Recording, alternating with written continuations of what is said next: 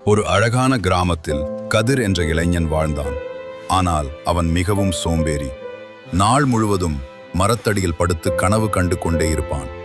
ஒரு நாள் ஒரு முதியவர் அவனிடம் வந்து ஒரு மின்னும் விதையை கொடுத்து, இதை நட்டு வளர்த்து பாரு, உனக்கு தங்கம் கிடைக்கும் என்றார். அந்த வார்த்தையை கேட்ட கதிர் முதல் முறையாக அதிகாலையில் எழுந்தான். மண்ணை தோண்டி விதையை நட்டான்.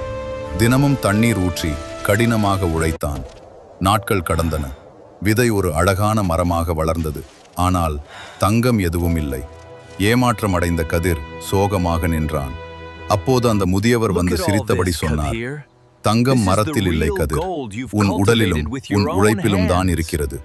அப்போது தான் கதிர் உணர்ந்தான், உழைப்பே வாழ்க்கையின் உண்மையான செல்வம்.